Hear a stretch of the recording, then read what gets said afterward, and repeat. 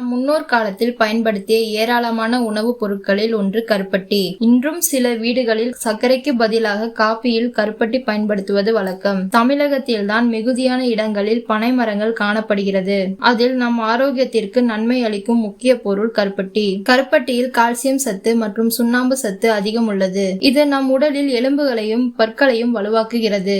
மாதவிடாய்க்கு பின் பெண்கள் கருப்பட்டியையும் உளுந்தையும் சேர்த்து உளுந்தங்களி செய்து சாப்பிடலாம். இது கர்ப்பப்பை ஆரோக்கியத்தை மேம்படுத்தி வலுப்பெற உதவுகிறது. கர்ப்பிணி பெண்களுக்கு உணவு செரிமான பிரச்சனைகளை சரி செய்ய கருப்பட்டி உதவுகிறது. தாய்ப்பால் கொடுக்கும் பெண்கள் சுக்கு மிளகு பொடியை கருப்பட்டியுடன் சேர்த்து சாப்பிட்டு வந்தால் கருப்பட்டியில் உள்ள சத்துக்கள் தாய்ப்பால் மூலம் குழந்தைக்கு சென்றடையும். கருப்பட்டி தொடர்ந்து சாப்பிடுபவர்களுக்கு சருமத்தில் ஈரப்பதம் அதிகரிக்கும். இது தோல் சுருக்கங்களை ஏற்படாமல் தடுக்கிறது. கருப்பட்டி சளித்தொல்லை மற்றும் வறட்டு இருமலை நீக்குகிறது. இது போன்ற பயனுள்ள தகவல்களை தெரிந்து கொள்ள நமது சேனலை சப்ஸ்கிரைப் செய்து கொள்ளுங்கள். நன்றி.